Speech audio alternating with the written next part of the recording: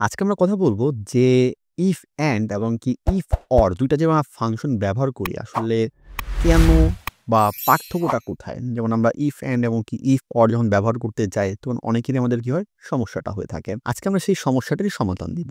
যে আসলে if and এবং কি ইফ অর আসলে পার্থক্যটা কোথায় থাকে? দুজনে যদি আমরা খেয়াল করি তাহলে ২ টা কিন্তু টেকনিক্যালি সেম। কোনো পার্থক্য নাই। শুধু ইফ অ্যান্ড হয়, ইফ অর হয়। তাছাড়া বাকি সব কন্ডিশন-টন্ডিশন কিন্তু সব সেম থাকে। কারণ পার্থক্যটা আসলে কোথায় হয় তাহলে? পার্থক্যটা আসে তাদের শর্তের উপরে। ইফ অ্যান্ড যদি আমরা ব্যবহার করি তাহলে কি হবে? তার ২ টা শর্তই মেইনটেইন করবে। অর্থাৎ আমি যতগুলো শর্ত তাকে দিব তিনি যদি সবগুলো শর্ত মেইনটেইন করে তখনই কি আসবে? মানে হচ্ছে মানে ট্রু একটা অ্যান্সার দিবে।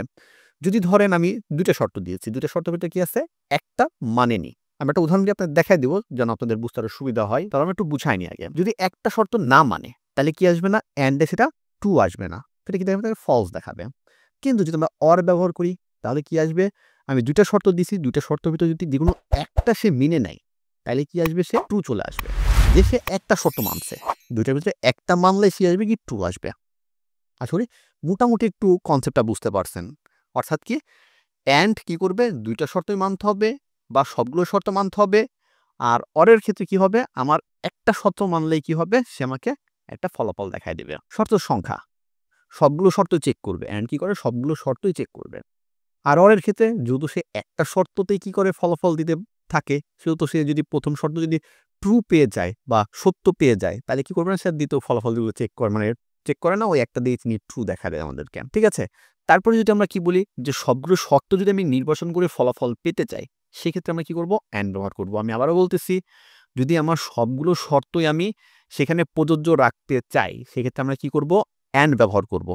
আর যদি মনে করেন না আমার যতগুলো শর্ত আছে সেগুলো শর্তের ভিতরে যেকোনো একটা মানলে কি হবে? আমার ফলাফল আসলেই হবে। যে একটা শর্ত মানছে আমার ফলাফল লাগবে। সেক্ষেত্রে আপনি কি ইউজ করবেন কি? অর ইউজ করবেন। যেমন আমরা সাধারণত যেরকম দেখি আরকি, আমাদের যে পরীক্ষার ফলাফলটা যেরকম হয়ে থাকে। যে আমাদের কি করতে হয়? এমসিকিউ আলাদা পাস করতে হয় এবং কি রিটেন আলাদা পাস করতে হয়। ঠিক সেক্ষেত্রে যদি আমরা প্রযোজ্য করতে যাই যে আমরা বলে দিলাম যে এমসিকিউতে কেউ যদি এমসিকিউ কেউ যদি ৭ এর উপরে পায়, এমসিকিউতে কেউ যদি ৭ এর উপরে পায় তাহলে কি করবে সে? পরের ধাপটায় যাবে। যে পরের শর্ত মূল্যায়ন করবে। আর যদি সে এমসিকিউতে ১ম এই সে ৭ এর কম পাইছে, তাহলে কিন্তু সে ফেল চলে আসছে। আমরা কিন্তু ২ টা শর্ত দিচ্ছি। যে এমসিকিউতে তাকে আলাদাভাবে পাস করা লাগবে এবং রিটেনেও তাকে আলাদাভাবে পাস করা লাগবে। এমসিকিউ শর্ত যদি মানে তাহলে সে রিটেনেরটা চেক করবে। আর রিটেনে আর যদি এমসিকিউতে ফেল করে তাহলে সে রিটেন চেক করবে না। সে সরাসরি কি করবে? ফেল দেখাবে। কিন্তু আমরা বললাম যে অরের ক্ষেত্রে যে সে যেকোনো একটা পাইলেই হবে। সে পাস। সে এমসিকিউ তো যদি 0 পায়, কিন্তু সে রিটেনে একটা ভালো নাম্বারে গেইন করছে, যা পাস করার মতো একটা নাম্বার গেইন করছে, তাহলে কি আসবে? সে পাস চলে আসবে। এই ২ টা হচ্ছে পার্থক্য। এখন যদি একটা এক্সাম্পল দিয়ে আপনাদের দেখাই। যেমন ধরেন এখানে আমরা কিন্তু ২ জনকে দেখাচ্ছি যে রাজ এবং কি রাজা। ২ জন কিন্তু সেম নাম্বার পাইছে। ২ জনই সেম নাম্বার কিন্তু একজনকে ফেল দেখাচ্ছে, একজনকে পাস দেখাচ্ছে। কেন? আমরা একটা ক্ষেত্রে কি ইউজ করছি? অ্যান্ড ইউজ করছি, আরেকটা ক্ষেত্রে ইউজ করছি কি? অর ইউজ করছি। এখন অ্যান্ড কি করতেছে? অ্যান্ডকে আমরা বলে দিচ্ছি কেউ যদি ৫০ এর উপরে পায়, কেউ যদি কত পায়?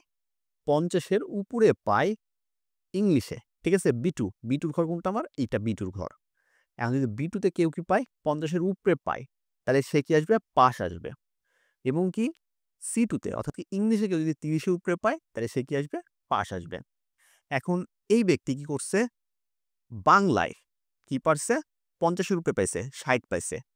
কিন্তু কিন্তু ইংলিশে কি পায় নাই? ৩০ এর উপরে পায় নাই, ৩০ ই পাইছে। তাই সেজন্য কি দেখা যাচ্ছে তিনি এই শর্তটা মেইনটেইন করতে পারে নাই। কি পায় নাই? তিনি ৩০ এর উপরে পায় নাই। সেজন্য কি করছে? তিনি ফেল দেখাইছে। যদি আমি এখানে ৩১ দিয়ে দিই, তাহলে এখানে কি তার পাস চলে আসতেছে। ঠিক আছে? অর্থাৎ কি এইখানে একটা শর্ত প্রযোজ্য হইছে যে সে ৫০ এর উপরে পাইছে বাংলাতে। কিন্তু সে কি করে নাই? সে ইংলিশে ভালো একটা রেজাল্ট করতে পারে নাই বা ৩০ এর উপরে পায় নাই। সেজন্য কি আসছে? তার ফেল আসছে। ২ টা শর্ত সে মেইনটেইন করতে পারে নাই। কিন্তু যখন আমরা এটা অর দিয়ে ব্যবহার করতেছি, অরে দেখতেছে সে কি করছে? বাংলায় ৫০ এর উপরে অলরেডি পেয়ে গেছে। তাহলে কি করছে? সে কিন্তু তাকে পাস দেখায় দিছে। আশা করি পার্থক্যটা মোটামুটি আপনারা ধরতে পারছেন। যে যদি আমার ২ টা শর্তই আমি প্রযোজ্য রাখতে চাই, সেক্ষেত্রে কি হবে আমার? অ্যান্ড ব্যবহার করতে হবে। আর যদি আমি যেকোনো ২ টার ভিতরে একটা শর্ত যদি প্রযোজ্য রাখতে চাই যে একটা হইলে আমার ফলাফল পজিটিভ দেখাও, তাহলে কি করতে হবে? সেখানে আমাকে অর ব্যবহার করতে হবে। আশা করি পার্থক্যটা মোটামুটি ধরতে পারছেন, ব্যবহার করতে, করতে আপনারা শিখে যাবেন। যদি সমস্যা থাকে সেটা আমাদের কমেন্টে জানাবেন, সেটার সমাধান দেওয়ার চেষ্টা করব। তাহলে আজকের ক্লাসে ধরি, পরবর্তী ক্লাসে ভালো থাকবেন এবং আমাদের জন্য দোয়া করবেন। আসসালামু আলাইকুম।